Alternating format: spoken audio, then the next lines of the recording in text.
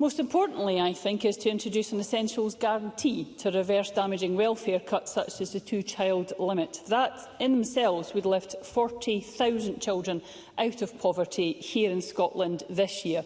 It is disappointing, therefore, that both the UK Government and the Labour Party have not entertained these types of changes and are still absolutely determined to keep the two-child cap. Carol Mockin. Thank you, Presiding Officer. The First Minister has set out tackling child poverty as his key mission and has acknowledged that there are still almost 1 in 4 children in Scotland living in poverty. Given the importance the Cabinet Secretary and the First Minister takes tackling hunger, can the Cabinet Secretary tell me if the Government will listen to key stakeholders such as Aberlour and increase the free school meal income threshold for pupils in years where free entitlement does not yet exist? Cabinet Secretary.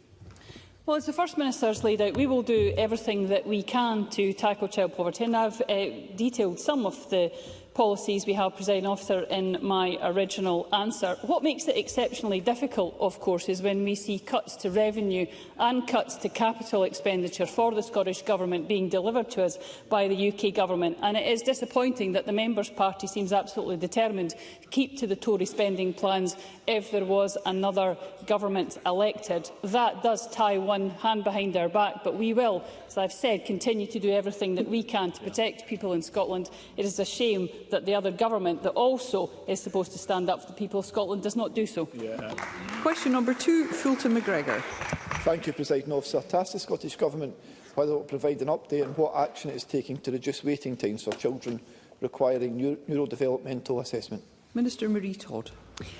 Long waits are unacceptable. To be clear, though, the CAMS statistics capture children who meet the CAMS criteria, and we've seen a sustained improvement in CAMS waiting times. Children who require neurodevelopmental support are not reported in these statistics unless they also have comorbid mental health issues. So we don't have accurate data for waiting times for neurodevelopmental assessments, nor do we have a treatment time target. Our key focus is on improving support. Our neurodevelopmental specification places an expectation on NHS and children's services to work together to implement standards in line with GIRFIC. Crucially, local authorities have a statutory duty to identify and provide support for pupils with additional support needs, regardless of the diagnosis. We're working with NHS boards and local authorities to improve the support available, and as part of this, Scottish Government's allocated £55.5 million to boards in 23-24 to improve mental health and neurodevelopmental services. Fulton McGregor.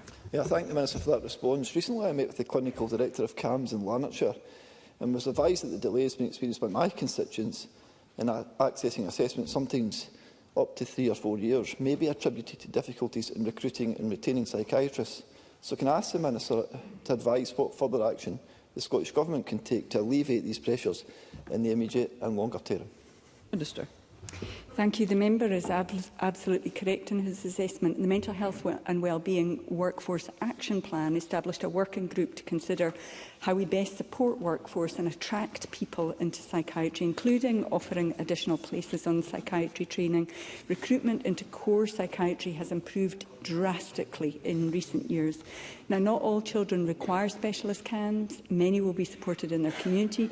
Local authorities have received over £50 million since 2020 and a further £15 million this year to fund community supports for children, young people and their families, which are focused on prevention and early intervention.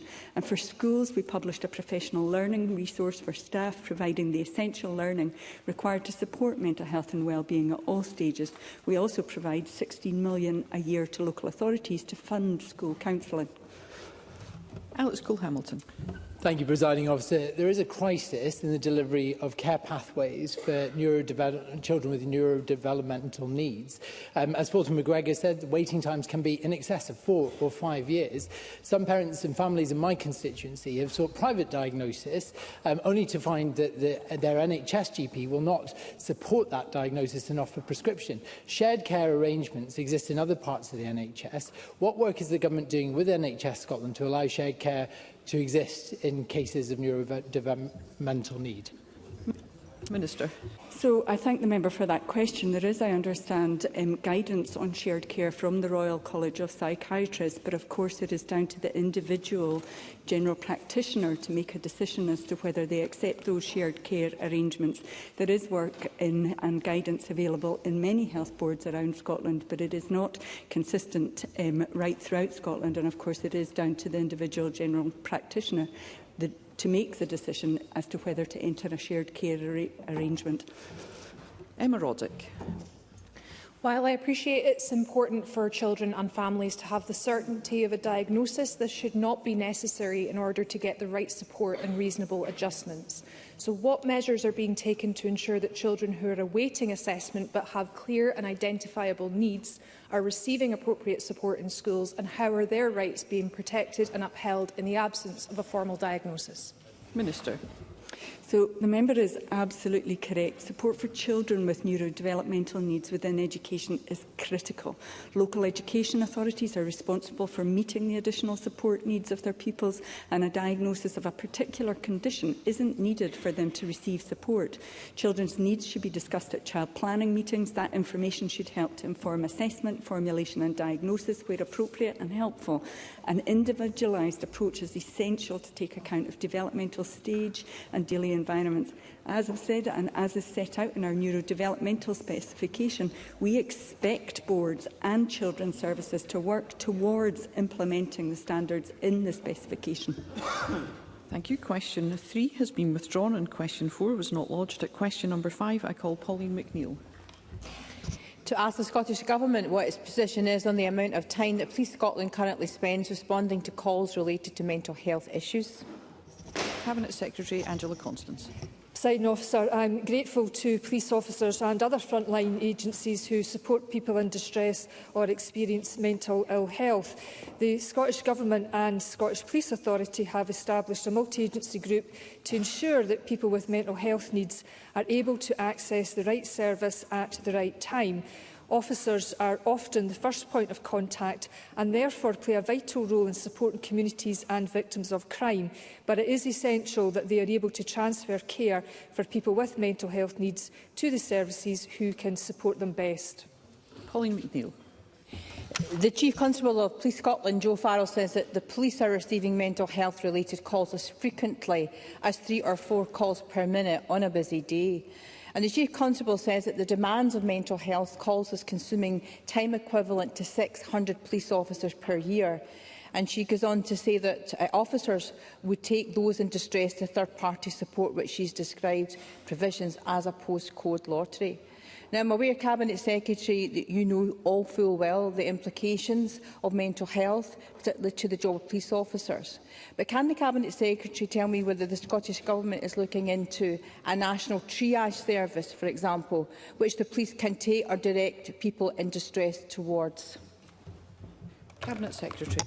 Presiding Officer, I can confirm to the member that there is a comprehensive range of action underway that both involves senior leadership across the government, in particular justice and health. I very much recognise that the role of policing has changed considerably over the last decade, as well as the impact of increased demand for mental health support on police and mental health services. And the partnership delivery group that I referred to in my answer is indeed developing that very comprehensive work plan to build on the work that is already in place. And if I can give one example of an exemplar, and that's NHS Lanarkshire, where they have a 73% reduction in police conveyances to emergency departments for mental health presentations since 2019. And that is because officers are able to use a triage service for consultation with a psychiatric liaison nurse. Christine Graham. Thank you very much, Presiding Officer. That's a very interesting response, because on triage, I know the Cabinet Secretary is aware of the Distress Relief Project, which is a triage service and involves agencies such as the police, NHS, fire and rescue and so on, where vulnerable individuals are directed to the correct pathway to help them deal with issues. And can I advise that Scottish Borders was one of the first places to roll it out, and I'm sure she welcomes the development of this project. Cabinet Secretary. Presiding Officer, since the launch of the pilot in Ms Graham's constituency, over 62,000 people have now been referred to our world-leading distress brief intervention programme. Police Scotland are rightly key national partners in this programme, which provides compassionate, personalised and non-clinical support to people in emotional distress who come into contact with frontline services, including police. Question number 6, Willie Rennie. To ask the Scottish Government when it will close the gap in funding for 1140 hours of early learning and childcare between private, voluntary and independent providers and council-run facilities. Minister Natalie Dawn. The local government finance settlement provides local authorities with funding covering different service areas. In 24-25, the settlement includes around £1 billion of funding for the delivery of ELC. Local authorities are responsible for designing their own ELC delivery models, and national guidance is clear that councils must set hourly rates that reflect the costs of delivery for private and third sector providers as well as childminders. Now, Mr Rennie is aware that the childcare market is a mixed economy and businesses in the private and third sectors are responsible for making their own decisions about fees for non-funded hours, as well as overall staff terms and conditions. Equally, local authorities also face unique costs as statutory bodies. However, as I've made clear to both the member and Parliament previously, reducing variation in the rate-setting process is a key priority for me, and the Scottish Government is working with COSLA to improve the rate-setting process across a number of areas following the joint Sustainable Rates Review. Willie Rennie.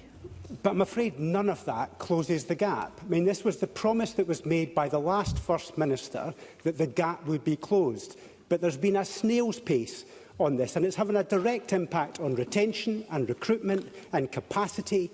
All of those areas are really important because the private and voluntary and independent sector provides the capacity and the flexibility that parents need. So has the Minister just given up on closing this gap, or what is she actually going to do to make a difference? Minister.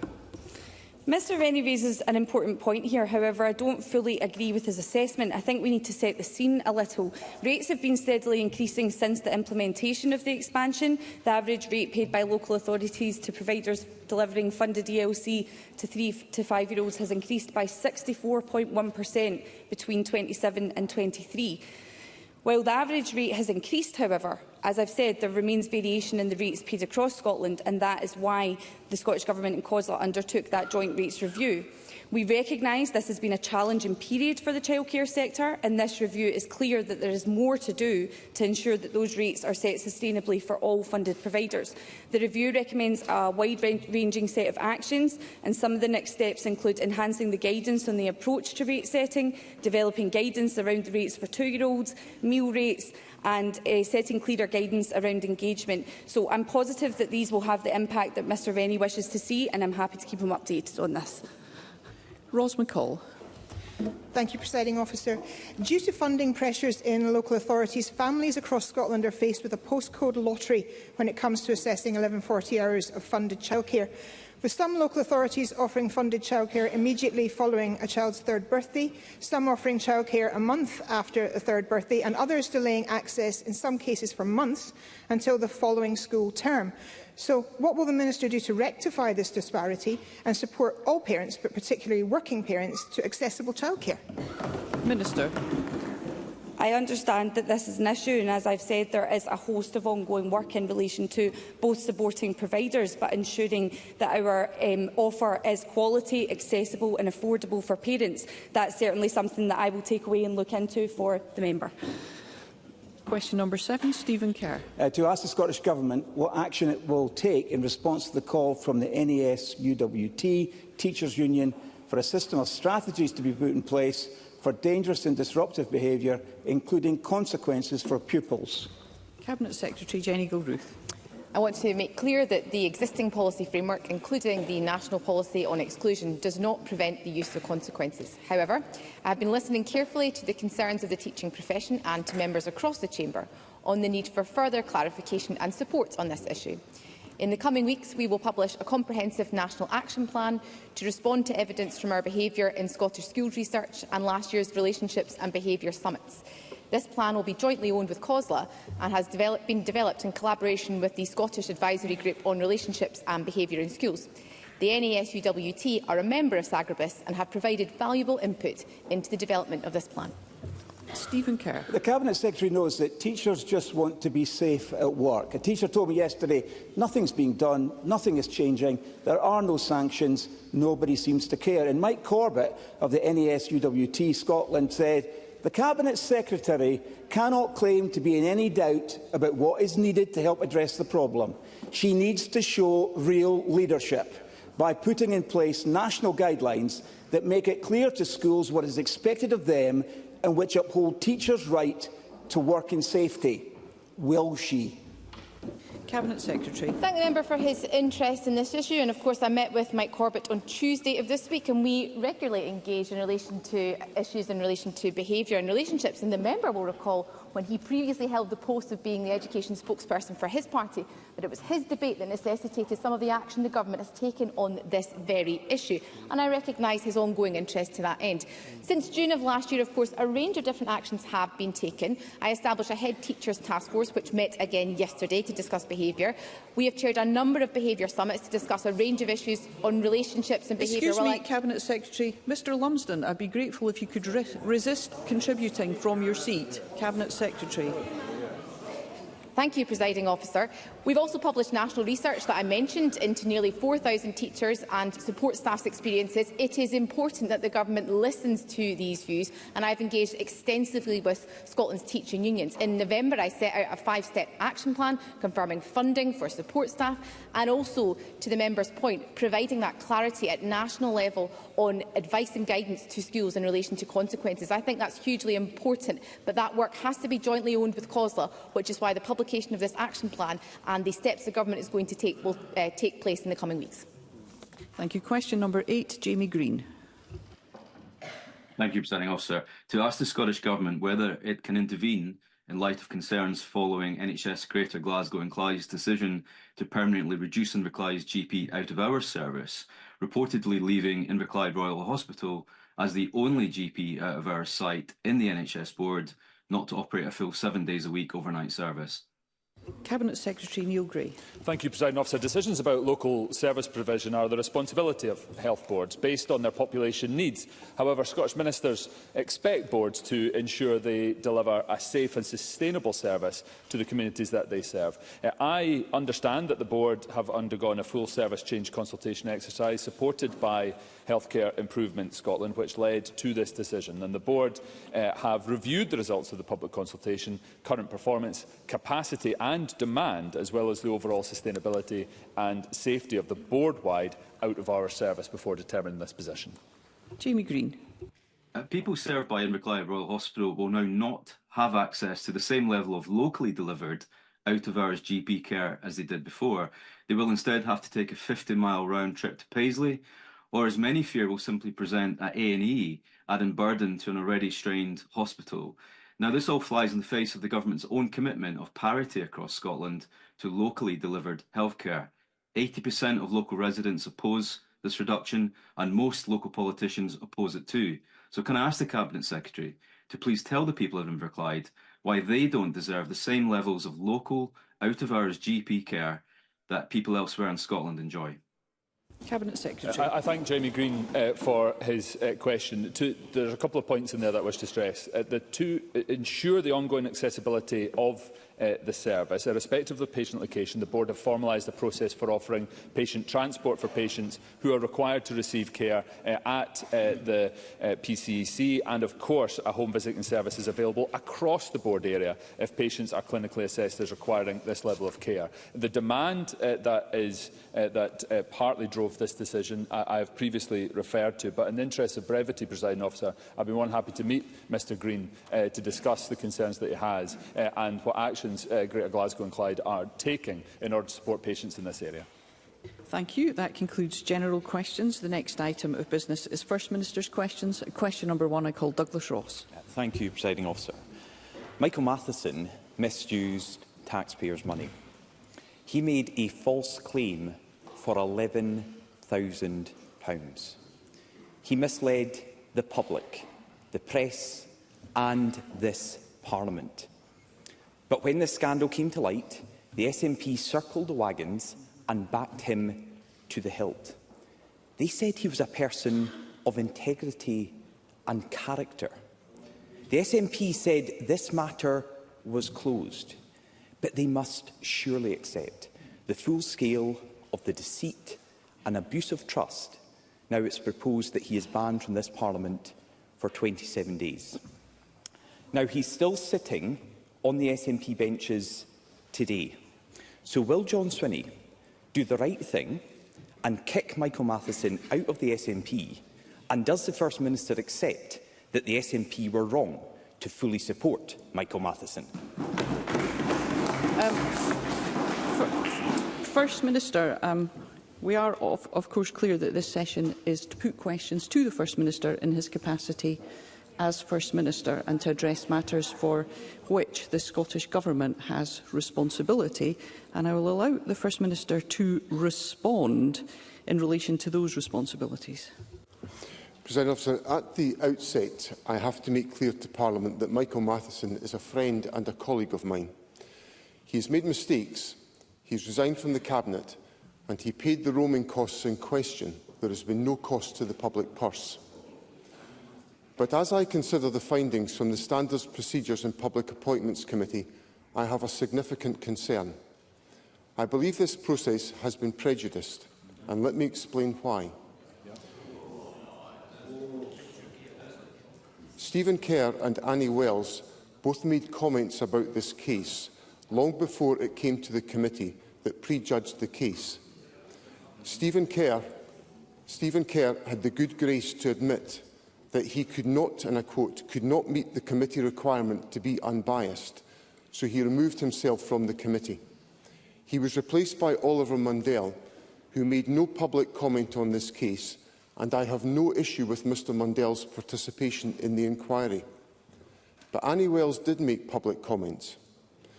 On the 27th of November, Annie Wells said that Michael Matheson's, and I quote, desperate efforts to justify his outrageous expenses claim have been riddled with lies, cover-ups and the need for us all to suspend our disbelief.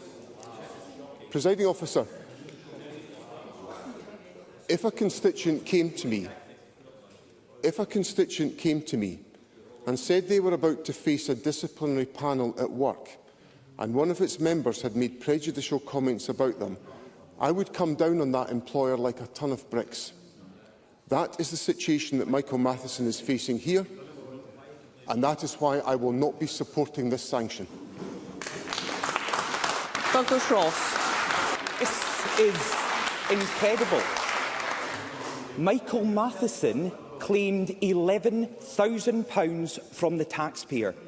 He expected the taxpayer to pick up his... Mr Ross, be very grateful if we conduct ourselves in a courteous and respectful manner, as required of us by standing orders. Mr Ross.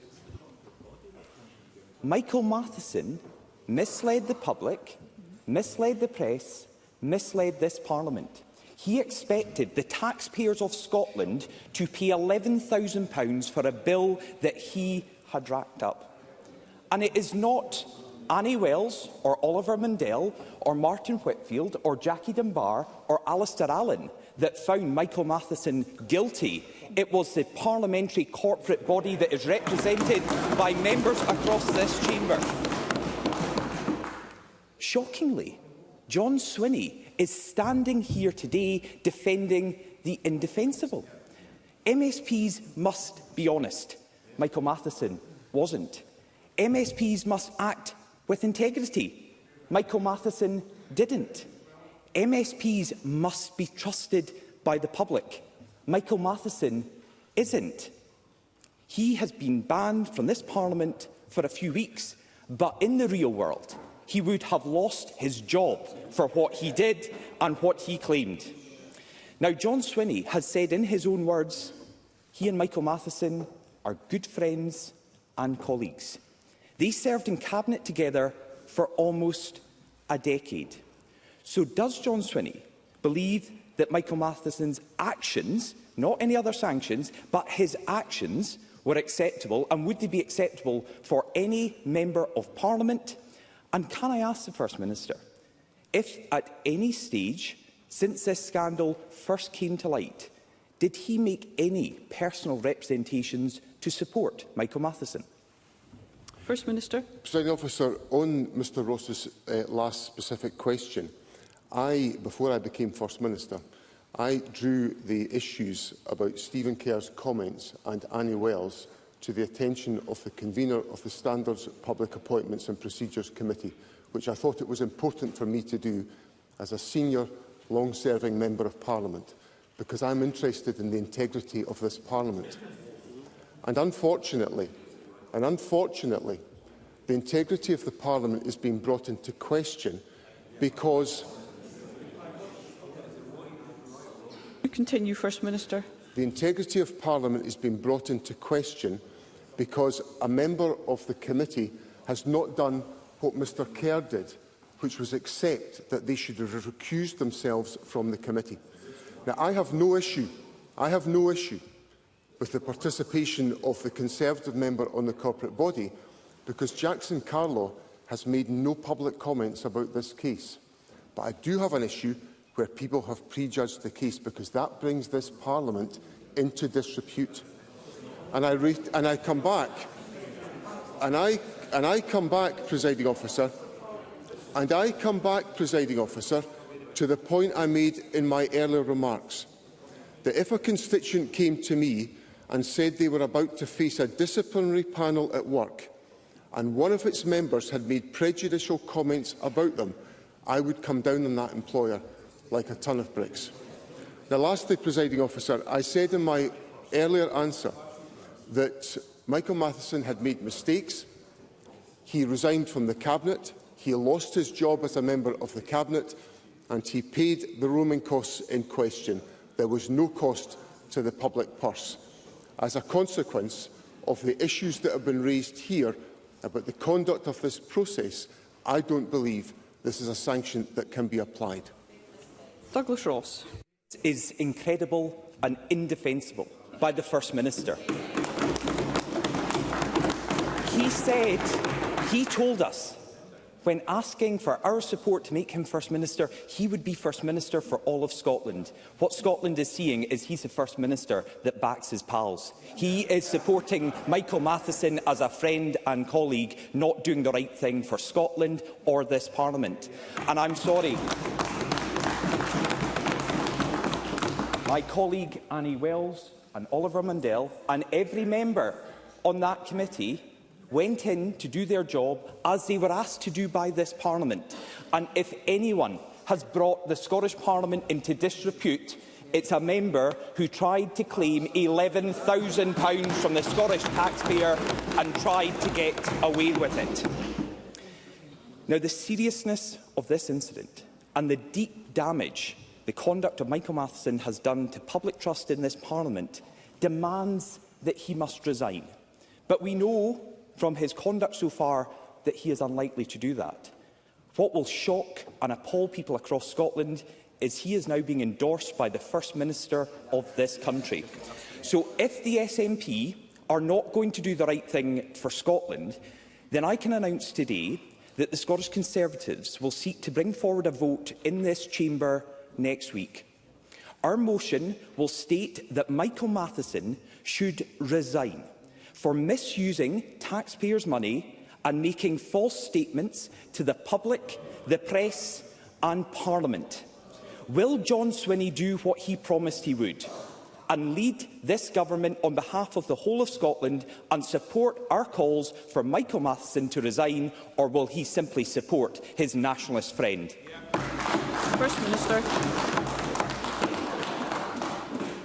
President Officer, I don't think anybody could look at me and think that I am not an individual who cares deeply about the reputation and the integrity of this Parliament. I have been in this Parliament. I've been in this Parliament for 25 years, since its foundation. It has been the privilege of my life to serve in this Parliament, and I am the only member of this Parliament who voted for the establishment of this Parliament in the House of Commons when the Scotland Act was put to the House of Commons in 1998. So I care deeply about the reputation and the integrity in the identity of this Parliament, which is why I think there is the risk that deep damage will be done to this Parliament's reputation if the issue... Do continue, First Minister. If the issue that I have raised is not addressed properly, as I invited the Standards Committee to address properly. So no, I will not support calls for Michael Matheson to resign. Michael Matheson has suffered significant reputational damage and impact on his family as a consequence of losing office and the difficulties that have been created here, and he has paid all of the roaming costs in question. There is no cost to the public purse, and I think this Parliament needs to consider seriously the reputational issues that will arise from presiding over an unfair process. Douglas Ross. The First Minister has to consider carefully his reputation and the reputation of this Parliament if he continues down the route he seems to be going. Let's be clear, if our motion is successful next week and Michael Matheson does the right thing, finally, and resigns as a member of this Parliament, the people of Falkirk West could have the chance on the 4th of July, when there's a general election anyway, to choose an MSP who is honest and an MSP who has integrity. Michael Matheson made a false claim for £11,000. That is beyond doubt. He was untruthful to the press, to the public and to Parliament. Sorry, Mr Ross. Mr Fitzpatrick, I would be grateful if you would desist from commenting from your seat. Mr Ross, do continue. Michael Matheson made a false claim for £11,000 of taxpayers' money. He was untruthful, without any doubt, to the public of Scotland, to the press who cover our proceedings, and to this Parliament, including our presiding officer. But the SNP claimed there was nothing to see here. They defended Michael Matheson every step of the way, and the First Minister is continuing with that today.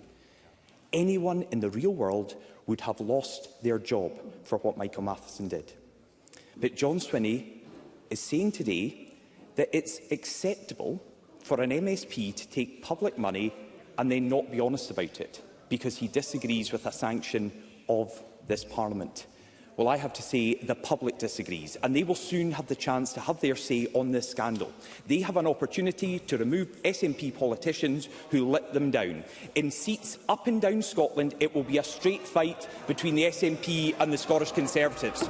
So does John Swinney believe that the SNP will be punished for their handling of this scandal and his actions on the 4th of July? First Minister. Before you respond, First Minister, I would remind members that the Chamber is not the place to campaign for a UK general election. I do not want campaigning to distract members from their focus on issues that are the responsibility of this Parliament and the Scottish Government. First Minister. President, I think Douglas Ross's last question to me reveals what this is all about. Because I have set out that Michael Matheson made mistakes, that he has resigned from the Cabinet and that he paid in full the costs of the roaming charges, so there has been no cost to the public purse. Now, my job as First Minister, as I promised Parliament, is to improve the lives of people in Scotland. My challenge in doing that is that I'm having to lead a government that is having to face up to 14 years of punishing austerity from the United Kingdom government. I'm having to lead a government that's having to face up to the consequences in Scotland of Brexit. I'm having to lead a government facing the hard realities of the cost of living crisis that's been inflicted on our country by the mismanagement of the economy by the Conservative government. I look forward to setting out to the people of Scotland in this election the difficulties that have been created by the folly of Douglas Ross and his colleagues, and I know the people of Scotland will support the SNP in that process.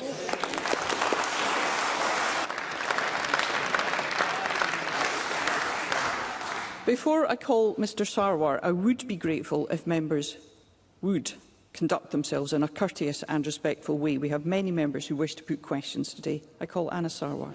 President Officer, what we've heard today from the First Minister is utterly unbelievable and embarrassing. He has demeaned himself and the office of First Minister.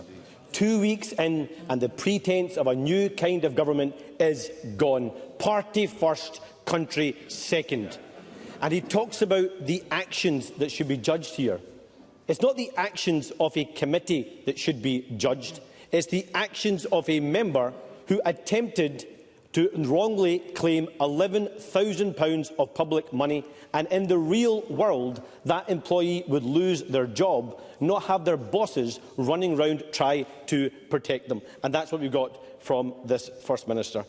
And all the complaints now happening after the process is concluded. Why weren't the government benches complaining about this before the process started rather than after the process had concluded? The wider government I'm talking about, not just one individual.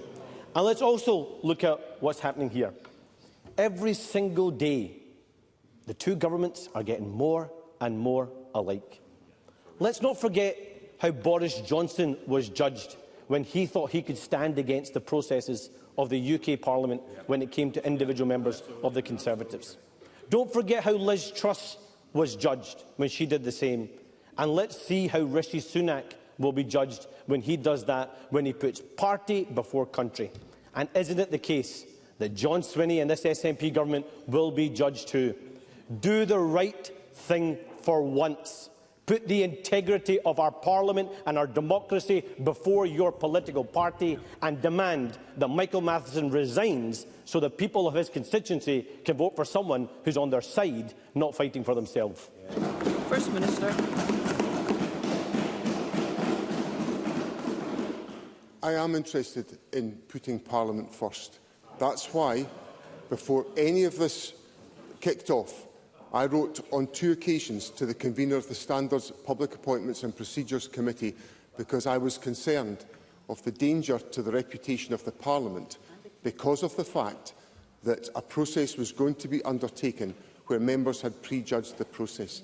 That is an issue, and Mr Sarwar will share my perspective on the issue of employees' rights. And we've got to have fair processes within our Parliament.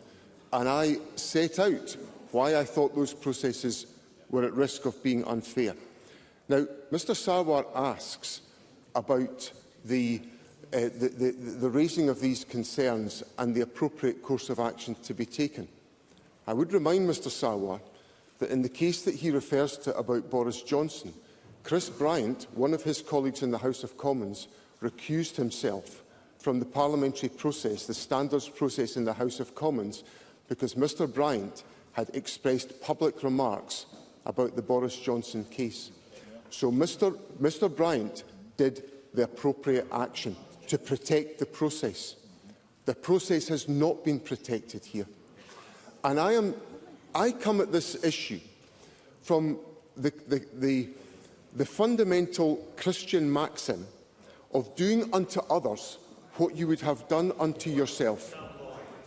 And what worries me is that what is proposed here is something that none of us would like to have done to us because of its unfairness.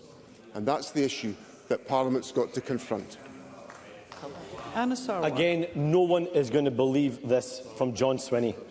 Let's not pretend that John Swinney somehow holds every member across this Parliament or across the Westminster Parliament as an equal. This is an SNP government that's famous for holding itself to a lower standard than it holds the rest of the country. That's why it's one rule for everybody else and one standard for the SNP. If Michael Matheson was a Labour MSP, I guarantee this would not be John Swinney's response. If Michael Matheson was a Conservative MSP, I guarantee this would not be John Swinney's response, because for him, it's party first, country second. It was the case with the way he handled the salmon inquiry, and it's the exact same case with how he's dealing with this.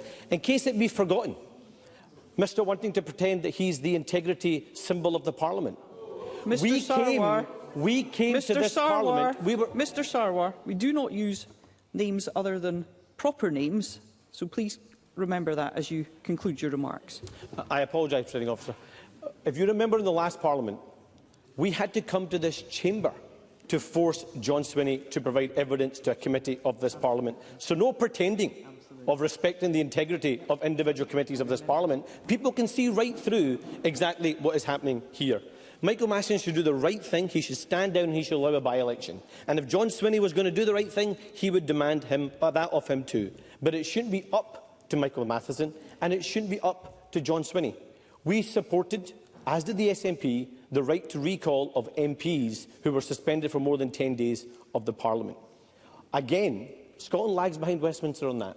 So does the First Minister support the right of recall of MSPs? And if so, does he think those that are suspended for over 10 days should face a recall petition so that the public can decide whether they believe they have an integrity in the politician that they send to this Parliament to represent them? First Minister. Presiding Officer, that's a proposition which Parliament can consider. The Government is perfectly open to considering that proposal, and I believe that recall arrangements are appropriate, and Parliament needs to scrutinise the basis upon which they put them forward. But I honestly say to Parliament that it has to be very careful about what it's doing here, because the example that Chris Bryant said is the example which I think we should all be mindful about. That where an individual had prejudged a case, they judged they could not take part in it. There is natural justice at stake here. And whoever we are, and I would be concerned about it, wherever that person was within the chamber, because I want Parliament to exercise its responsibilities fairly and openly in relation to all members. Now, Mr Sawar says that that there are other issues that I've not raised concerns about. I said in my comments earlier on that when Oliver Mundell replaced Stephen Kerr, and Mr Kerr withdrew from the committee because he had prejudiced his position, I've raised no issues about Oliver Mundell, because Mr Mundell made no comments about this process. I'm simply saying that Parliament is setting a very dangerous precedent by the way this matter is being handled. The example Michael Matheson set. What about the example that Hamza Yusuf set when he stood by him? And what about the example John Swinney is now setting by trying to demean this Parliament in order to protect one of his friends? Because the SNP are quick to demand action at Westminster, but they always seem to hold themselves to a lower standard here in Scotland. For too long now, people have felt that those in power are in it for themselves or want to put their party before the country. And this is what they've had to put up with. Weak and incompetent leadership, financial mismanagement, no idea how to govern, pitting community against community, mired in scandal, believing they are above the law, breaking public services, a track record of failure. Not just the Tories, is also now the perfect description of this SNP government led by John Swinney. So as people across the country finally get to make their judgment on two governments that have treated this public with contempt, isn't it the case that they have an opportunity to clean up our politics, restore integrity and decency again, and actually have governments focused on changing our country rather than protecting themselves? First Minister. I've made pretty clear over the last couple of weeks that I'm going to positively and enthusiastically set out the record of this SNP government, because it has enhanced the lives of people in Scotland. When Anna Sawar's government left office, people in this country got 412 hours of early learning and childcare. That was what Labour thought was enough for families on low income. Now it's more than double because of the choices made by this government to look after the interests of children in our country. The two-child limit. The Labour Party want to keep the two-child limit, which is keeping 10,000 children in Scotland in poverty, when this government has put a child payment in place which is protecting 100,000 children from going into poverty. So when Anna Sawar comes here and wants to challenge me about the record of the SNP government, I'll defend the record of the SNP government, because it's delivering a higher quality of life than the Labour government did in Scotland in 2007, and I'm proud of what we've achieved. Question number 3, Lorna Slater. The Scottish Greens welcome the commitment yesterday from the First Minister to prioritise the climate emergency. All the evidence is clear. Preventing climate breakdown means leaving new oil and gas in the ground. As part of government, the Scottish Greens worked hard to ensure that the draft energy strategy contained a landmark presumption against new oil and gas exploration. This is consistent with the science. That position has been thrown into doubt this week by the Cabinet Secretary for Net Zero, who branded proposals for no new oil and gas during a climate emergency as too extreme. When will the Scottish Government publish the now long overdue final energy strategy? Can the First Minister commit to ensuring Parliament will have time to scrutinise this before recess? And will it still contain the presumption against new oil and gas which was consulted on? First Minister. President Officer, the issues that Lorna Slater raises with me are, of course, or have been the subject of consultation. The Government will bring forward, as I set out yesterday, the energy strategy. Obviously, we are now in a slightly different position because of the election rules as to what the Government can bring to Parliament, because we have to be mindful of the propriety advice we get from the Permanent Secretary about the issues that we can bring to Parliament in an election period. But what I can say to Lorna Slater is that the Government's focus is on meeting the country's energy security needs, on reducing emissions in line with climate commitments and delivering affordable energy supplies. In doing so, ensuring that a just transition for the oil and gas workforce is secured to a net zero future as the resources in the North Sea decline. Lorna Slater. New oil and gas exploration will not guarantee us energy security. There is no security for homeowners when the cost of heating their home is still tied to volatile gas markets. There is no security for oil and gas workers trapped in a declining industry.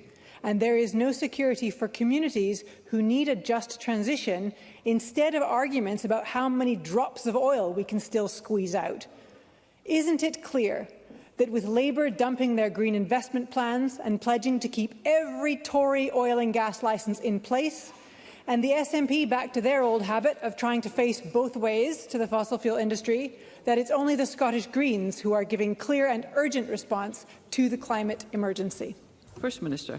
Well, in the course of in the short period in which I've been the First Minister, the Government has announced two very significant investments, one at Ardazir and the other at Nig, which are essential to the renewable energy industry in Scotland and the development of the offshore wind sector. These are enormous investments which signal the commitment of the Government. Now, yesterday, in my statement of priorities to Parliament, I made the point that Scotland has developed, under the lifetime of this Government, a position of significant advance on electricity generation from renewable energy.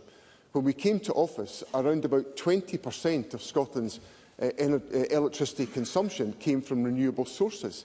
That has now reached 113%. That is a sizeable transformation in decarbonisation of electricity, which should be welcomed, and the Government will build on that by the support that we're putting in place for the renewable energy sector within Scotland. Question number 4, Gordon MacDonald. To First Minister, what the potential implications are for Scotland's economy of the UK Government's immigration policy changes for graduates. First Minister. President Officer, I am deeply concerned at reports that the United Kingdom Government is considering introducing further measures to restrict the graduate visa route, and I have written to the Prime Minister to emphasise that there is no economic or educational argument for such a proposal. Any restrictions to international students' ability to stay and work in Scotland after graduation would damage the higher education sector and our wider economy. 60% of the Scottish public support a graduate visa, while the UK Government's own Migration Advisory Committee has recommended retaining the graduate route in its current form.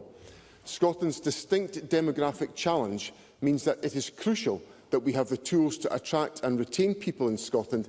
That should be our focus, not turning people away. Gordon MacDonald. I thank the First Minister for that answer. University Scotland has written to the UK Government stating that Further restrictions to the graduate route would benefit literally no one. And pointing out that international students have made a net positive contribution of at least £4.75 billion to the Scottish economy. Does the First Minister agree that even the threat of changes to the graduate route could damage our international reputation, and shows why decisions about immigration should be made in Scotland to allow us to put Scotland first and make decisions in our economic interest? First Minister. I do agree with Mr MacDonald, Presiding Officer. I think it's clear that the graduate visa route has resulted in significant economic benefit to our communities because it's essentially anchored the educational achievements of some of the brightest people in the world, contributing to the Scottish economy through our universities and the further activity that flows from that. So this is a very short-sighted route. Now, obviously, I am uncertain as to whether the Prime Minister will take a decision in this context of an imminent election to change the graduate visa route, but I do assure our university community of the steadfast support and assistance of the Scottish Government in doing all that we can to avoid the graduate visa route being in any way altered, because it benefits Scotland and our institutions. Liam Kerr. Thank you, Presiding Officer. The Migration Advisory Committee mentioned earlier also stated that it is the failure to properly fund the sector that has led to an increasing over-reliance on immigration. They go on to say that they have had no indication, in discussion with ministers, that there is any plan in place to address this structural underfunding. Has the First Minister got any plan in place to address the structural underfunding of Scottish universities by the SNP government? First Minister. The Scottish Government gives significant financial support to the university sector. But of course, the Scottish Government's got to live within the resources that are made available to us through the Barnett formula and the funding of the public purse. And people at Liam Kerr have to waken up and realise that there is a consequence of 14 years of austerity. It puts insufferable pressure in our public finances, and the people who are responsible for those 14 years of austerity are Liam Kerr and his Conservative colleagues. So we, as a government, will do all that we can to support the university sector, but people at Liam Kerr need to face up to the implications of the damaging decisions of the United Kingdom Conservative Government. Willie Rennie. For the first time, the income from international students surpassed that from domestic students. That's because of the excellent reputation of Scottish universities, but it also poses a risk, because being so dependent on funding that is subject to global volatility. The First Minister will know about the financial difficulties reported at Aberdeen University, where there is significant doubt over the ability to continue. It's very stark, alongside reports about other universities and 4 colleges. So what are his thoughts about how to address this situation, which is not going away and is only going to get worse? First Minister. I take seriously the point that Mr Rainey raises, but it relates obviously directly to the public finances. And the Government, of course, has taken a stance on the public finances where we have been prepared to increase tax, to increase the resources that we've got available to us to invest in key sectors such as the university sector or the college sector. The Funding Council is obviously engaged directly with institutions to support them in the challenges that they face. But obviously, I would make the point that the continuation of austerity, which is now having such a punishing effect on our public finances, is a material factor that we have to address. And the opportunity to do that is in front of the country in the forthcoming election. Question number 5, Tess White. Thank you, Presiding Officer. To ask the First Minister what the Scottish Government's response is to reports that no NHS board has implemented placental growth factor-based testing for preeclampsia, in light of it having been recommended in March 2023 by the Scottish Health Technologies Group. First Minister. Presiding Officer, the Scottish Government is committed to continuous improvement in maternity safety across Scotland to deliver the best and safest care for mothers and babies. We expect all NHS boards to ensure the Scottish Health Technologies Group recommendations on placental growth factor-based testing are implemented effectively and consistently. NHS boards are currently in the initial phases of implementing PLGF testing, and we've written again to NHS boards to secure an update on their current position and to determine if further support is necessary to progress implementation plans. Tess White. First Minister, women in Scotland are being denied a test, and I welcome what the First Minister has just said, because this could save their lives and the lives of their babies. The test is already being used widely in NHS England, and it's clear Scotland has been on the back foot with implementation, with health boards indicating funding is a major obstacle. First Minister, what price can we put on mother and babies' lives? If this SNP government is serious about women's health, can the First Minister tell us when these resources will be made available to all health boards for these life-saving tests? First Minister. This is a very important issue, and I want to reassure Tess White that the Health Secretary is actively pursuing this issue with health boards around the country. Obviously, in terms of financial support, the Government has provided a real terms increase in resources for the health service around the country, but clearly there is very significant demand and pressure on those resources. So I can't give Tess White an immediate answer about timescales, but what I will do is make sure that the Health Secretary writes to her once we have had the feedback from health boards about the state of preparation in which they are involved, to ensure that her legitimate concerns are properly addressed in correspondence at a later date. Monica Lennon. Thank you, Presiding Officer. First Minister, yesterday was World Pre-Eclampsia Day. Women in Scotland have died, babies in Scotland have died, so these words today will not reassure anyone. I've had written answers from the Women's Health and Public Health Minister today telling us about scoping inquiries and writing again to health boards because of the capacity and infrastructure challenges they have raised. This is not good enough. This is reactive. This is because people with lived experience are campaigning, demanding urgent action, including those aligned with action in pre-eclampsia. And because of the Sunday Post campaign that was launched on Sunday, again, the government is on the back foot. The lives of women and babies are at risk, and sadly, some have died. So will the First Minister and other relevant ministers meet as a matter of priority with people who are directly impacted and learn from what is actually already rolled out in Wales and England, because women in Scotland deserve the same? Minister. Again, I take seriously the point that Monica Lennon has made, and I'll be very happy to meet with the Health Secretary and with the relevant campaigners to address this issue, and perhaps it might be appropriate if we had a meeting with Tess White and Monica Lennon on this question. We recognise the significance and the benefit of the testing arrangements. We have to make sure that health boards are responding actively to that call, and we will put in place the measures to ensure that Members of Parliament are updated about that, and we will arrange that discussion. Question number 6, Katie Clark. To ask the First Minister whether he will provide an update on what action the Scottish Government is taking to support the Ferguson Marine shipyard. First Minister. President Officer, when the Ferguson Marine shipyard was threatened with closure in 2019, this Government stepped forward and saved the shipyard. Taking the yard into public ownership preserved commercial shipbuilding on the Clyde, rescued more than 300 jobs and ensured that the Glensannox and Glenrosa vessels, vital for our island communities, will be delivered. We want to see the yard prosper, be competitive and continue the proud shipbuilding traditions on the Clyde. The Deputy First Minister recently met with unions, workers at the shipyard, as well as parliamentary colleagues, and as she said on that occasion, the Government will leave no stone unturned in pursuing a successful, sustainable future for the yard and the workers who are employed there. Katie Clark.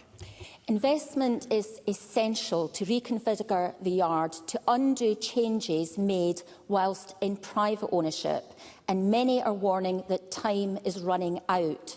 State aid rules are obviously complex, but countries like Italy rely on the exemptions to invest in shipbuilding. Does the First Minister recognise the urgency of the situation, and will he find a pathway to ensure support is provided, given the strategic importance of the yard? First Minister. I do recognise the urgency, and ministers are very much aware of the urgency. The discussions the Deputy First Minister has had with the relevant unions and the representatives of the workforce make that point powerfully to us. We are considering proposals in relation to investment, and the due diligence work is underway. We're trying to conclude that as soon as we possibly can do, to ensure that we can, as we have done in the past, support the yard to ensure it continues the important tradition and the effectiveness of shipbuilding on the Clyde. Colin Beattie. The shipyard is hugely significant to both local and national economies, and it's vital we do all we can to secure a sustainable future for the site. Could the First Minister provide an update on the Scottish Government's conversations with Ferguson Marine executives and trade unions following the Deputy First Minister's attendance at the summit organised by the GMB last week? First Minister. I think what I'd say to Mr Beattie is that obviously there were very constructive discussions at the yard with the management and the workforce. Many of the issues that Katie Clark raised with me were raised directly with the Deputy First Minister, and that is being considered within the Government, and we will come to a conclusion as soon as we possibly can do on these important issues. Thank you. Move to general and constituency supplementaries, and I call Douglas Lumsden. Thank you, Presiding Officer. Last week there was a tragic accident at Balmeedy where one-year-old Ivy May Ross sadly lost her life. Her parents are devastated and my thoughts and prayers are with them. No ambulances were available to attend the incident as they were all stacked up outside Aberdeen Royal Infirmary, so the Special Operations Response Team, who normally deal with hazardous incidents, were deployed to the scene.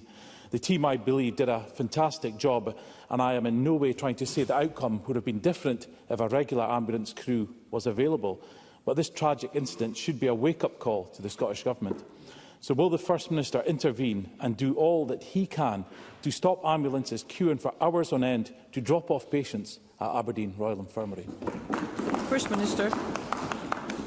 President, so let me begin by expressing my deepest sympathy to the family of Ivy May Rose. I'm terribly sorry about the heartbreak that they are having to endure after this tragic accident. I think Mr Lumsden fairly characterises the situation that took place. The SORT team arrived very swiftly at the site, but obviously it would be preferable and desirable for there to be ambulance crews available to attend such a... The SORT team is an ambulance crew, but I know the point that Mr Lumsden is making about the importance of ambulances being free. It wasn't the case that all of the ambulances were stacked at Aberdeen Royal Infirmary. There were a number out on other calls, but a number were stacked at Aberdeen Royal Infirmary. And I think this is an important reminder of the importance of ensuring there is a very swift transfer of patients at hospitals to make sure that the ambulance capacity we have is available to be deployed where it requires to be deployed. And I'll make sure that the issues that Mr Lumsden raises with me are conveyed to the Health Board as a consequence. Kevin Stewart. Thank you, Presiding Officer. I welcome the Scottish Government's commitment to build an economy that is strong, successful and dynamic. And the £5 million funding package announced by the Scottish Government this week to support start-up businesses is testament to that commitment. However, many of the powers we need to grow our economy remain reserved. Does the First Minister share my concern that Westminster economic mismanagement continues to hold Scotland's economy back?